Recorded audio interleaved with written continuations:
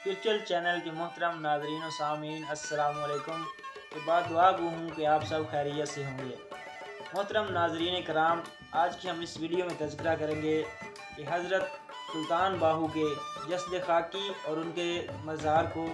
کتنی دفعہ، کب اور کیوں تبدیل کیا گیا۔ ناظرین کرام،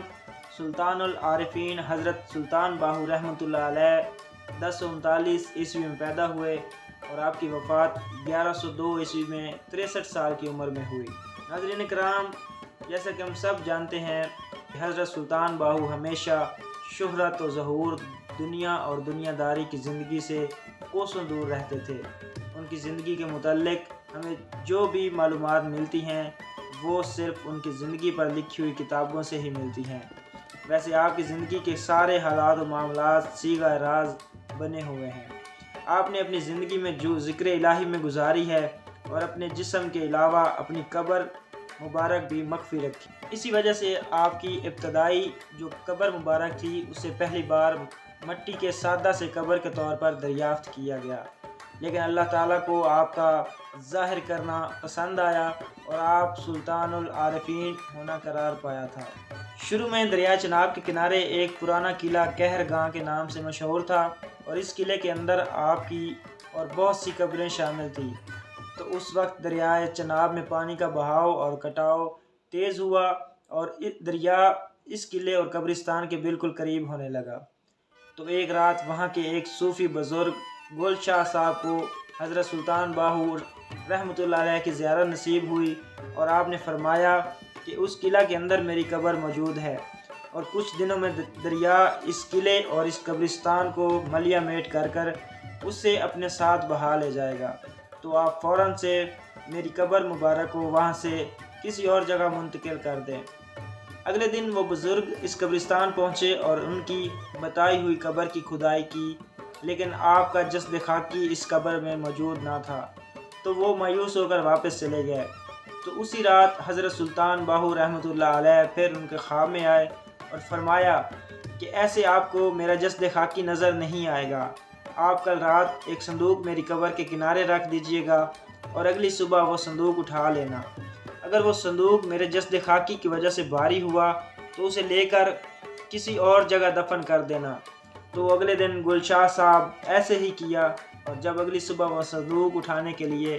آئے تو وہ صندوق آپ کے جسد خاکی کی وجہ سے بھاری ہو چکا تھا۔ تو پھر اس بزرگ اور ان کے ساتھیوں نے وہ صندوق ایک اونٹنی پر لادا اور جنوب کی سمت میں ایک قبرستان کی طرف چل دیے۔ چلتے چلتے راستے میں ان کی اونٹنی ایک ایسی جگہ پر بیٹھ گئی کہ جس جگہ کے بارے میں مشہور تھا کہ وہاں جنات اور پریاں رہتی ہیں، اور اس جگہ کو آسیب زدہ قرار دیا جاتا تھا۔ اس جگہ پر اگر کوئی بندہ یا کوئی جانور چلا جاتا تو وہ بے ہوش ہو جاتا، اگر وہ وہاں زیادہ دیر تک رک جاتا تو مر بھی جاتے۔ تو اس وجہ سے وہاں کے مقامی لوگوں نے اس جگہ کے گرد کانٹے دار باڑ لگا رکھی تھی تاکہ کوئی انسان یا جانور اس کے اندر داخل نہ ہو سکے۔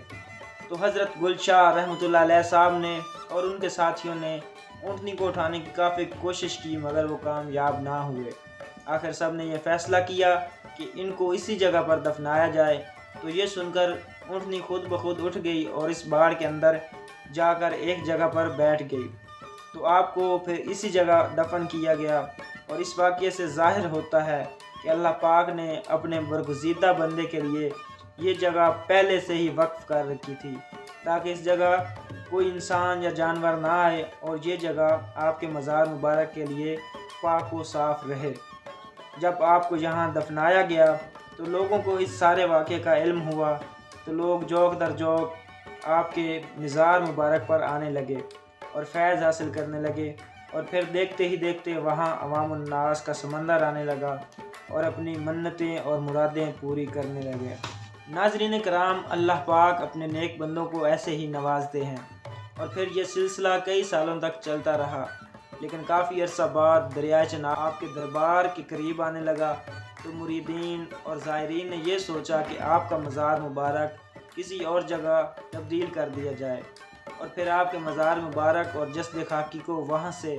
جنگ کی تحصیل شور کوٹ کے ایک گاؤں جسے سلطان باہو کے نام سے جانا جاتا ہے اس میں دفن کر دیا گیا،